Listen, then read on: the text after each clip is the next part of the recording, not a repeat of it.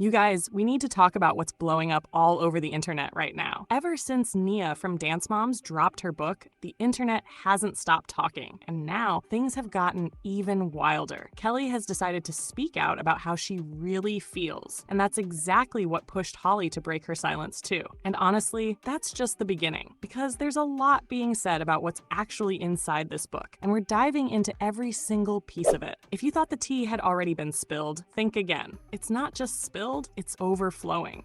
Recently, we talked about what Nia revealed in her memoir, Bottom of the Pyramid. She accused Abby Lee Miller of sabotaging her music career and even making racist comments while she was on the show. Naturally, fans online were heartbroken and furious over Nia's experience. But now it's not just the internet reacting. The other dance moms are jumping into the conversation, and things are getting messy. Christy and Kelly have stirred up a whole new round of drama, and believe it or not, this might be the reason Nia's mom spoke out publicly in the first place.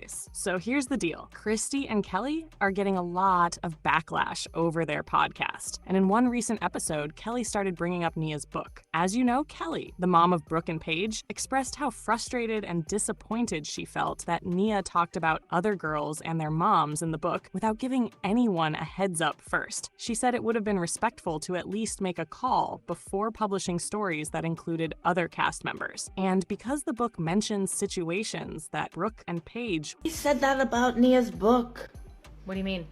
Like, she talks about all of us and our kids, and I don't know, I just feel like a phone call would have been nice and saying, you know, like, my daughter's gonna talk about everybody in the book. I don't know. Meanwhile, my kids weren't even there for 90% of it, what she's talking about in the book. We're comped in on all that. Weren't even involved in. Kelly felt they got dragged into the drama for no reason.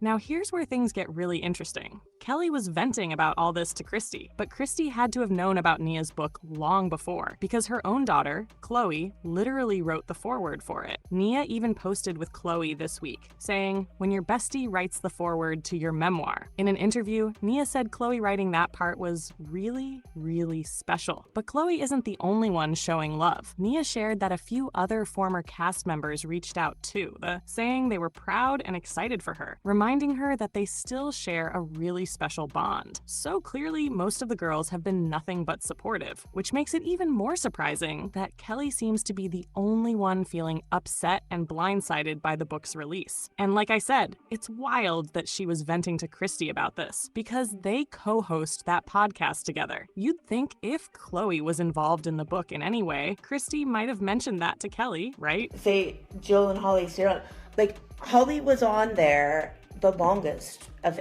any mom, and now Nia writes a book about how she was treated, and I kind of feel like, okay, so why didn't you get her off of the show? Like, that was my whole thing. And they say on here, like, oh, me and you are trying to destroy the show. No, I was not. I could fucking care less how many episodes, shows, and like I said, I never posted a single thing about it.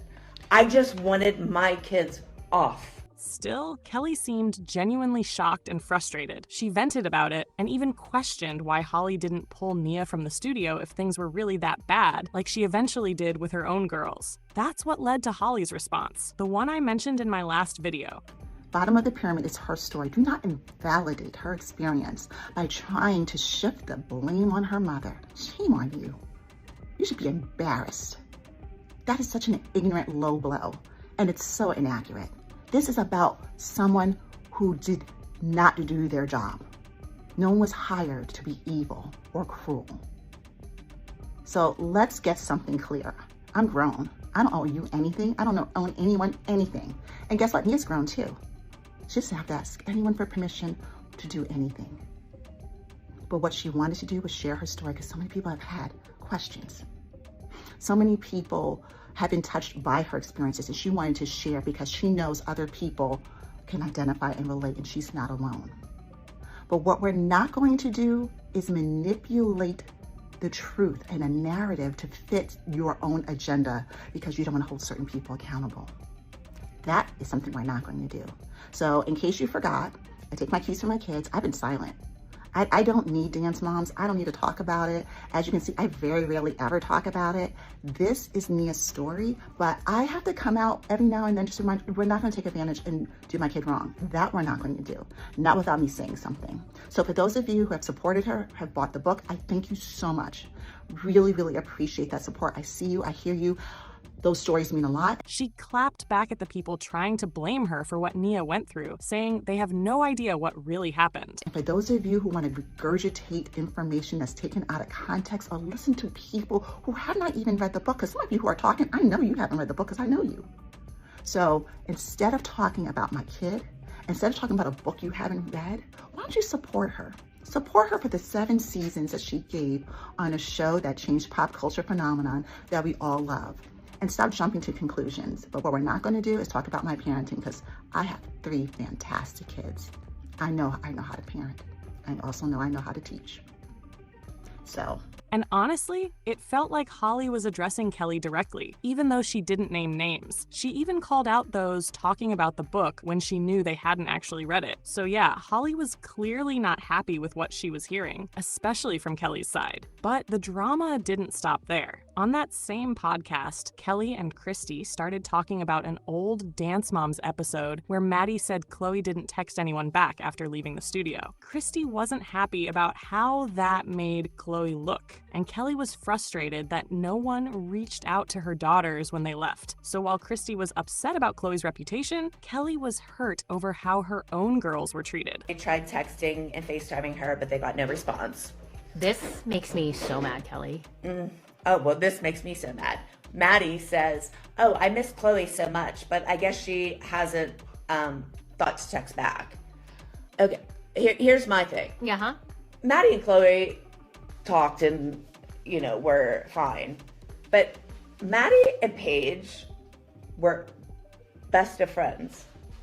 And when me and Paige left and Brooke left, not one of those kids said, oh, I miss Paige, I miss Brooke, or whatever. Well, Kelly, this is because, don't feel bad, she didn't really call her. She didn't really call her.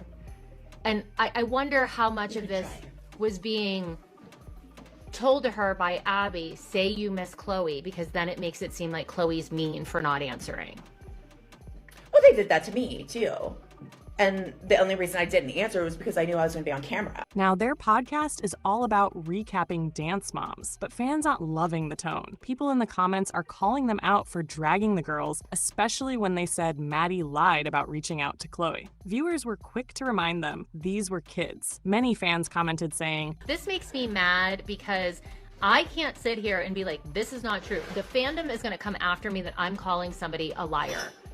But it's not true. I don't know what else to say. Either Chloe's lying or Maddie's lying.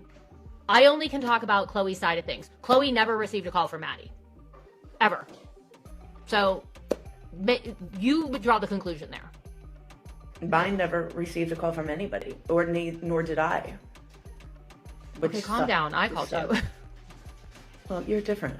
They were children being told what to do by adults. You can't still be mad at them for that. Another wrote, if Maddie never talks to these women again, I wouldn't blame her. They live in the past and stay mad at a child. Move on. Nia's book even explains that Chloe became distant after Dance Moms because she needed time to heal. She couldn't move forward while staying connected to the same people who reminded her of that environment. So why is this still a debate? Fans have said things like, every time they talk about Maddie, it's uncomfortable. They've been bitter toward her since she was 8, and nothing's changed. It's honestly unbelievable that the Dance Moms drama is still unfolding after all these years. But it gets deeper. Nia also revealed in her book that after leaving Dance Moms, she wanted to see Abby again. Not to rekindle anything, but just to find closure. As many of you know, Abby was diagnosed with Burkitt lymphoma in 2018, and Nia wanted to visit her in the hospital. The news brought up complicated emotions for her. She'd moved on, but part of her still wanted that final conversation. Unfortunately, Abby shut it down. According to Nia, Abby refused the visit over text, claiming she already heard everything she needed to from one of Nia's Instagram lives. She even went as far as saying she was responsible for every penny Nia ever earned, and that Nia and Holly should be grateful they weren't shopping at thrift stores. Abby even threw in a jab at Holly, calling her the kind of mom who thinks her kid can do no wrong. Now, one person who did visit Abby and always seems to defend her, no matter the backlash, is JoJo Siwa. Nia says JoJo came onto the show with a completely different attitude from the rest of the girls. When JoJo joined, Nia admitted things got rocky. JoJo's big personality and her confidence rubbed some people the wrong way at first. She even told the girls they were washed up, calling herself the new star of the team. The girls also noticed JoJo's mom seemed more focused on TV fame than competition, which clashed with the original group's dynamic. But that makes sense, because JoJo and her mom wanted to be on television. That was their goal from the start. So when JoJo now says Abby gave her career and deserves credit, that aligns perfectly. That's the world she signed up for. The difference is, the original girls didn't. They joined Abby's studio before the cameras, when she was kind and nurturing. And then the show changed everything. That's why the old cast feels so hurt. They didn't agree to become reality TV characters. And that's the part JoJo doesn't seem to understand when she talks about Dance Moms and the others. So that's where things stand. All the recent Dance Moms drama, from Kelly's podcast comments to Nia's book and Holly's reaction. I want to know what you think about all of it. Drop your thoughts in the comments. I love you guys so much, and I'll see you in the next video. Bye, guys!